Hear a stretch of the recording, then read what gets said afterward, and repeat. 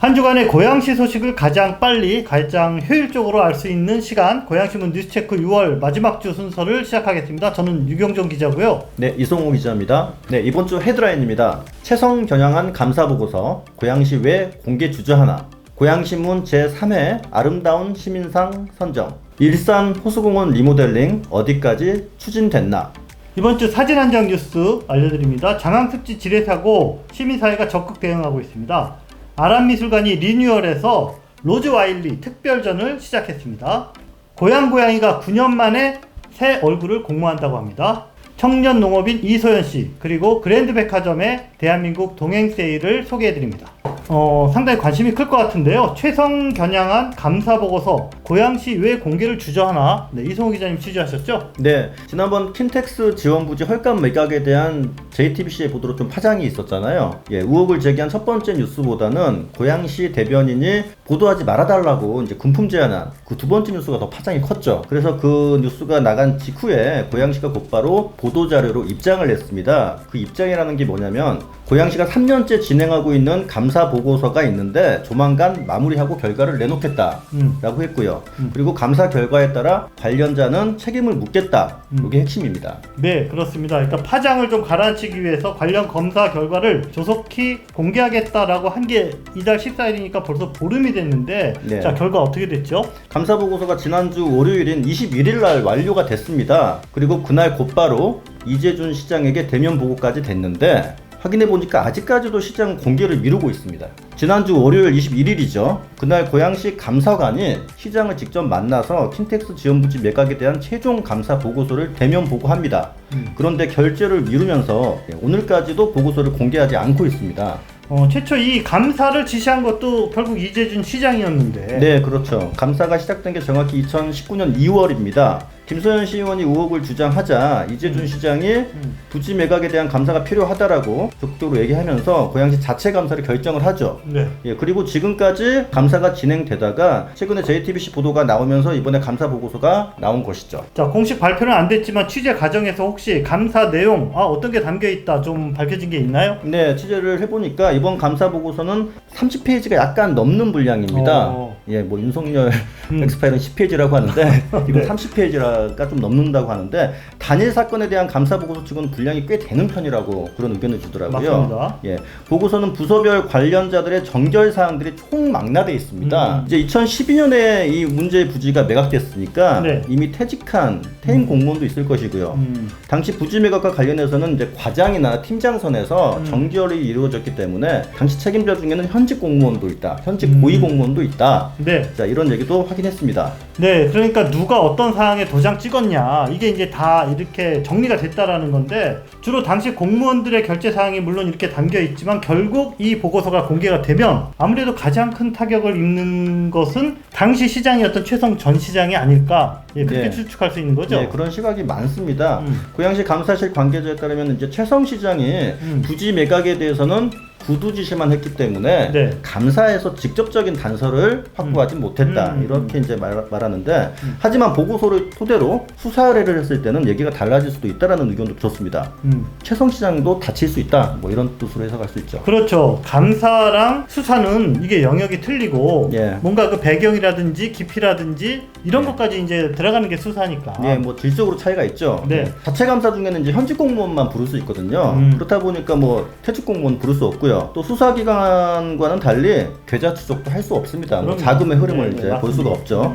뭐 이제 무엇보다 감사 결과에 따라 징계도 고양시 자체적으로는 이미 시효가 지났습니다. 즉 관련자 책임을 감사로는 물을 수가 없습니다. 네. 고양시가 최근 보도자료를 통해서 관련자에 대한 책임을 묻겠다라고 하는 것에 저는 주목하고 있는데, 뭐 자체 징계를 내릴 수 없는 상황이잖아요. 네. 감사가 나오더라도.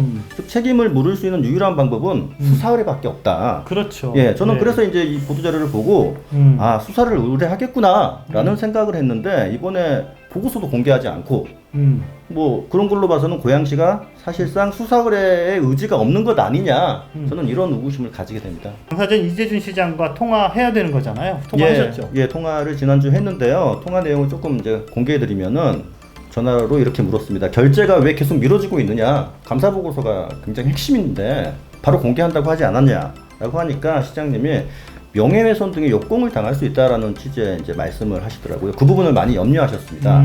예, 그래서 제가 이제 추가로 아니 최초 감사 지시도 시장님 직접 하셨고 네. 감사 결과도 곧 공개해서 책임자를 처벌하겠다라고 해놓고선 지금 와서 그런 걸 염려하시면 되겠느냐라고 재차 이제 물었습니다. 네, 그러면 뭐라고 답변하시던가요? 예, 근데 별 말씀을 또 못하세요. 그런 질문에는. 그러면서 며칠만 좀 기다려 달라라는 식의 말씀을 하시고 이제 대화가 종료됐습니다.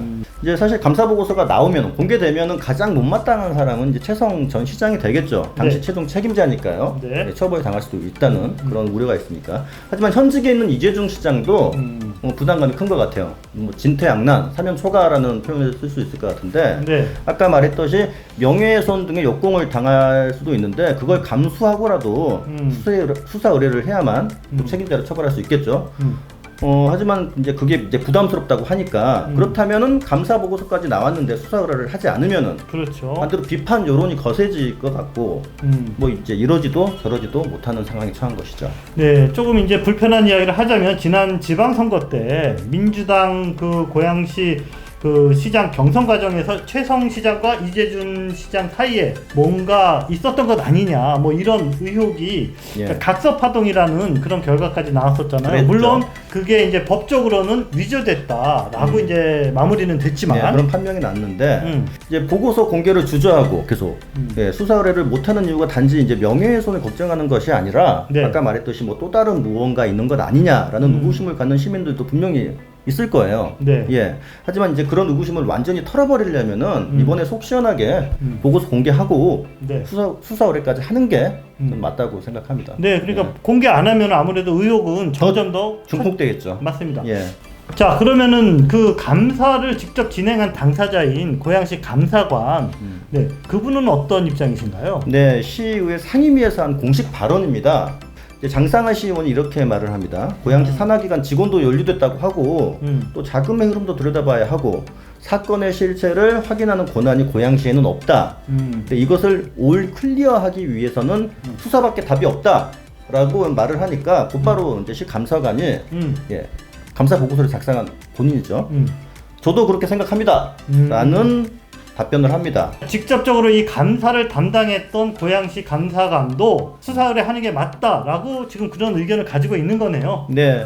네, 고양시가 앞으로 어떻게 나오는지 네, 이송 기자님이 이번 주에도 좀 그 바짝 취재를 좀 지속해 주셔야 될 것 같습니다. 네. 네, 고양신문이 매년 6월에 아름다운 시민상을 선정하고 있습니다. 저희가 창간 30주년부터 시작을 했고요. 올해로 이제 3년째입니다. 올해 수상자는 시민사회 분야의 김미영 신민보 씨, 그리고 경제 분야는 아이디헤어 위은미 대표님이 선정이 됐습니다. 수상자들에게는 지난주에 저희가 고양신문의 마음을 담은 감사패를 전달하기도 했죠. 이번 달 뉴스체크 후원 기업이네요. 아이디어 위운미 대표님인데 어떤 점이 평가를 좀 후하게 받으셨나요? 자, 아이디어 여러분들 뭐 다들 잘 아시죠? 자, 위운미 대표님은 1988년 당시는 고향 군이었죠. 네. 요 원당에서 직원 딸랑 2명으로 그 미스 파마라는 조그만 동네 미용실을 예. 개업을 했습니다. 그런데 33년 동안 부단한 노력으로 사업을 키우셔서 오늘날 아이디헤어라는 그 브랜드를 대한민국을 대표하는 뷰티 산업의 선두주자로 이렇게 성장시킨 네, 그런 네. 약간의 신화. 현재 이제 전국의 아이디어 매장에서 일하는 직원이 1,200명 정도 된다고요? 네, 맞습니다. 이쯤 되면 뭐 고용 규모 면에서 고양시 최대 기업이다라고 말해도 손색이 없을 것 같고요. 단순히 그냥 규모만 큰 게 아닙니다. 함께 일하는 직원들 개개인의 어떤 창의성, 열정을 이렇게 극대화하는 예. 그런 독특한 기업 문화를 만들고 계신 점이 상당히 높게 평가를 받는다라고 하더군요. 시민사회 분야에서는 김미영 씨하고 신민보 씨 공동 수상을 했는데 내용이 어떻습니까? 네, 이 두 분은요, 그 고봉산 자락의 소중한 생태 보고인 그 안곡 습지, 예. 이곳을 그 아파트 개발의 압력으로부터 지켜내신 장본인들입니다. 예, 안곡 습지 보존 운동은 2001년부터 무려 10년 동안 아주 길고 그리고 정말 이렇게 치열하게 그렇게 전개가 된 시민운동인데요. 이 두 분의 노력이 없었다면 아마도 오늘날 안곡습지는 영영 사라지고 빽빽한 아파트 숲이 고봉산 기슭을 포위할 뻔했다라는 생각을 할 수 있습니다. 이 두 분이 활동한 시기가 조금은 엇갈리죠? 네, 초기에는 그 안국습지 지키기 운동을 시작한 분은 당시에 고양시 그 녹색 소비자연대 사무국장으로 일했던 네. 이 김미영 씨입니다. 이분은 자신의 모든 시간, 노력 이런 거 다 바쳐서 한마디로 목숨 걸고 정말 6년 동안 안국습지 지킴이로 이렇게 활약을 하시면서 사실은 좀 상처도 많이 받고 좀 그러셨다 그래요. 그래서 뒤이어서 이제 신민보 선생님이 안국습지 보존 운동의 마무리를 또 책임을 지셨죠. 이 두 분의 이야기를 이번 주 신문 3면에 별도의 특집 기사로 실었는데 이송 기자님이 취재하셨죠. 네. 기사를 보니까는 진짜 안국습지의 투쟁 일지를 쓰듯이 이렇게 그 사건과 인물을 잘 정리를 하셨는데요. 시청자 여러분들도 고양신문 온라인 또는 지면 신문을 통해서 꼭 한번 읽어보시기 바랍니다. 네, 다음 소식은 고양 시민이 가장 사랑하는 곳이죠. 일산 호수공원입니다. 네. 일산 호수공원이 이제 리모델링 된다고 하는데 그 리모델링이 어디까지 진행됐나? 리모델링이 뭐 한 번에 되는 게 아니라 상당히 장기적으로 단계적으로 되고 있거든요. 네. 우선 지금까지 마무리된 사업 한번 짚어보겠습니다. 지난해 호수공원 꽃전 시간이 플라워 북카페란 이름으로 복합 문화 공간으로 이렇게 재탄생했고요. 네. 그리고 아랫말산 개선 사업, 그리고 호수공원 작은 도서관 조경 개선, 또 가장 최근에 그 인공폭포도 멋진 모습으로 다시 태어났고, 그 네. 정도 지금 진행이 마무리됐습니다. 네, 그러면 올해 하반기에는 어떤 사업들이 진행돼 네, 가장 큰 사업은 그 일산 문화공원에서 호수공원으로 연결하는 초대형 육교 건설. 예. 이게 가장 큰데요. 길이가 150m, 폭은 한 50m 규모의 초대형 육교 사업이 예. 예산도 한 150억 가량 들어갑니다. 예. 다음 달 착공을 목표로 지금 실시 설계와 사업자 선정 절차를 진행하고 있는 것으로 그렇게 밝혀졌습니다. 또 하나는 호수 관통다리 건설 사업인데요. 그러니까 예. 호수의 남쪽과 북쪽을 이렇게 예. 이제 도보다리로 연결한다 이런 예. 건데, 요거는 일단 시의회가 타당성 용역을 좀 먼저 하고 기본 설계를 나중에 해라 이렇게 예. 약간 브레이크를 걸어서 타당성 용역 결과에 따라서 진행 여부가 이렇게 이제 윤곽이 드러날 것으로 그렇게 예상됩니다. 노래하는 분수대도 좀 이제 관심거리인데 2004년에 분수대가 개장했는데 벌써 연식이 17년, 네. 17살이 됐습니다. 좀 달라져야 될 때가 됐죠. 네, 뭐 가장 크게 달라지는 게 뭔가 그랬더니 조명을 LED 조명으로 전체를 교체한다 그러더라고요. 그래서 이렇게 교체를 하면 전기 소모량도 줄어들고 또 디자인이나 뭐 색상도 훨씬 좀 좋아질 것 같습니다. 이제 호수를 또 한눈에 바라보는 전망 공간, 음. 전망대, 미니 전망대, 이것도 계획되고 있다면서요. 호수공원이 전체적으로 이렇게 평지로 구성이 되어 있어서 전망을 좀 할 수 있는 약간 높은 이런 전망대를 만드는데, 뭐 새로운 시설을 만드는 것보다 기존에 있었던 네. 그 한울광장 그 호수 반대편에 있는 그 화장실이 있거든요. 호수 네. 화장실. 네. 그 옥상을 이렇게 좀 추가 시설을 해서 거기에 높이 한 5m 정도의 시야에서 호수 전체를 조망할 수 있는 전망대를 만든다라고 하네요. 예, 작년 고양시정연구원이 진행한 일산 호수공원 리모델링 방안 보고서에는 이제 공원 남측 도로, 거기가 이제 도시화되잖아요. 네. 그쪽도 지하화해야 된다 이런 얘기가 있었어요. 네, 그 새로 개발되는 호수공원의 남측 도로를 접근성이 좋게 예. 지하로 빼자. 이거는 상당히 좀 이제 과감한 그런 계획이었는데 또 관심이 좀 많았죠. 예. 근데 이거는 그 택지 개발의 주체인 LH 그리고 경기도시공사와 협의를 통해서 이렇게 진행을 해야 되는 문제이기 때문에 상당히 좀 장기적인 과제고, 따라서 지금 시 자체적으로는 이게 된다 안 된다라는 답변을 지금 좀 못 내주고 있는 그런 상황입니다. 시민들에게 큰 충격을 안겨다준 장항습지 지뢰 폭발 사고와 관련해서 근본적인 안전 대책을 촉구하기 위한 고양시 시민사회 움직임이 활발히 전개가 되고 있습니다. 지난주에 장항습지 지뢰 폭발 사고 대책회의가 출범했는데요. 무려 27개 단체가 함께 참여를 했고요. 그 시민단체 토론회도 어제 월요일 날 열렸습니다. 그리고 조만간 고양시가 주관하는 주민 청구 토론회도 열릴 계획이라고 하네요. 어떤 내용들이 나오는지 종합해서 조만간 또 다시 보도를 해드리겠습니다. 고양 아람누리 아람미술관이 공간 리뉴얼을 하고 새 모습을 선보였습니다. 사진에서 보시는 것처럼 이번에 아주 모던한 디자인의 게이트 빌딩을 신축했는데요. 리뉴얼을 기념해서 특별 기획전도 준비했습니다. 세계적으로 인기가 높은 87세 최고령 아이돌 로즈 와일리라는 작가의 특별전인데요. 정말 재밌는 그런 작품들이 많이 있고요. 저희가 별도의 뉴스 택배 영상으로 제작해서 보도해 드리도록 하겠습니다. 고양시를 대표하는 캐릭터 고양이가 새 얼굴을 찾는다고 합니다. 고양이는 지자체 캐릭터 중에서는 나름 인기와 인지도가 꽤 높은 그런 인기 캐릭터인데요. 태어난 지 9년이나 됐습니다. 그래서 이번에 과감하게 공모를 통해서 새로운 디자인으로 변신할 계획이라고 합니다. 고양이 나이가 9살이니까 이제 뭔가 제2의 인생을 도모하시기가 된 것도 같네요. 관심 있는 분들은 한번 도전해 보시기 바랍니다.